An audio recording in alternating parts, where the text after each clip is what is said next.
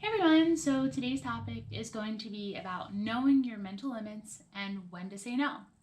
So, first we have to start with ourselves, right? Like, we have to make sure that we're finding the time that we need to be able to build ourselves up, right? Like, you can't just go in your day every day and expect that everything's going to be fine, especially as a mother, and be able to just tackle it all if you haven't taken the time for yourself, right?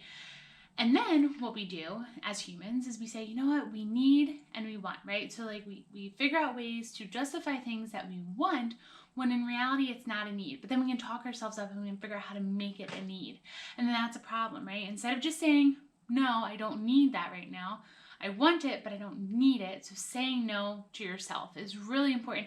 And it's very difficult because like as a mother or as a parent in general, like you want to say yes to yourself. But in reality, is that going to stretch your mental limit by saying yes to that?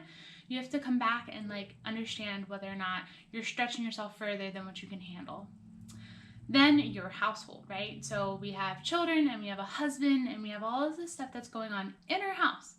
So in our house, we have to make sure that there's a roof over our head, that there's food in our bellies, and there's clothes on our back.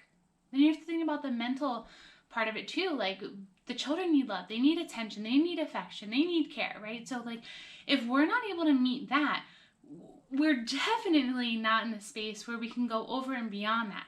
Now, I'm not saying that everything has to be perfect because reality is you're not going to be able to be perfect in every single spot of your life all of the time, and that's okay, right? But we have to know what our mental limits are and say no sometimes, even within just like our house. So if your house is messy, is that a need or a want? I mean, you gotta kind of like play it by ear, like how messy is your house really? Like do your kids have clean clothes on them? All right. Is there food in their bellies? Okay. Like you have to really think about certain things and make sure that it's not necessarily that you would like certain things to be a certain way, but are the needs being met? Then comes like your immediate family and like relatives that are right around that area, right? And you're like, oh, I need help with whatever, like they are, right? And you're like, all right, like I'll come help you, but you're not mentally stable enough to be able to offer yourself up, but you're doing it anyway because you want to appease them. You gotta learn how to say no. Just be like, no. And feelings may get hurt, but at the same time, you have to know what your mental limits are and only offer up yourself when you're mentally capable of doing so. So, our basic needs being met in your household first, right? And then you can offer yourself. Now, everything's not going to be perfect. Don't get that wrong, like understand that everything's not perfect, but are the basic needs being met of yourself and your family first? And then if other family needs you or something of that sort, then sure, you can offer yourself up. Close friendships. Now, I'm not talking about the ones that blow by in the wind, okay? I'm talking about the people who are there for the storm. Sometimes they're closer to you than your blood relatives, okay? And that's reality because they're not there because they feel obligated. They're there because how much they love you, okay? And that is huge. So when you're going into this situation of your friendship with a close friend, you can tell your friend no and they'll understand that. And that's a close friend. So be mindful of the people that you're spending your time with.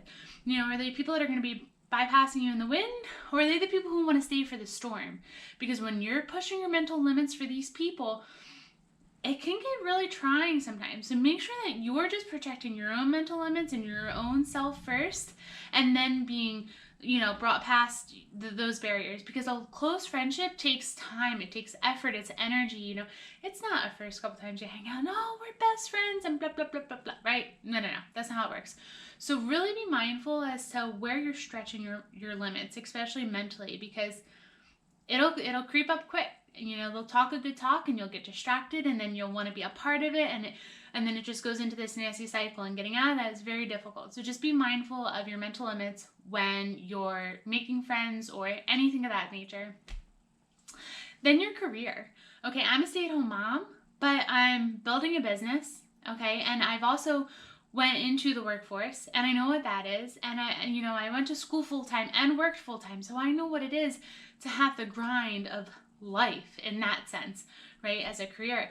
And it can be very, very trying. You know, you're in a workplace and these people are just gossiping and talking and here and there, and you already have enough to worry about when you're doing your job. And then now you're tacking on drama and this and the third. You know, it's just so much, and it just keeps building up, and you're just like, I can't even focus on my job. So at that point, build up the confidence to say, no, thank you. I don't want to be a part of it. It'll make your job so much easier for you. It's almost ridiculous. You're going to go into work. You're going to focus on your task. You're going to stretch your mental limits for what you need for work, and you're letting nothing else stretch it. And then you're learning how to keep your mental limits within boundaries within your job. Not all the drama and stuff that's going on at work. So make sure that you're doing your job and getting your job done and focusing on that. Okay? And so just in general, like, your mental limits are so important that, like, it's what stabilizes you. If you let your mind take over and now you're running and running and running and running and you're never relaxing and you're going and you're going and you're going to break. Take the time, take your deep breath, sit down, and figure it out. And the first plan is not going to work. I can almost guarantee you that. The first plan will not work. However, your mental limits are very, very precious. Take the time, understand what they are for you, and make the progress that you need to be able to sustain your mental limits. So I hope that this video was helpful for you all. And if you enjoyed it, please make sure that you like it, comment, and subscribe. It really does help me out, and I will see you next video.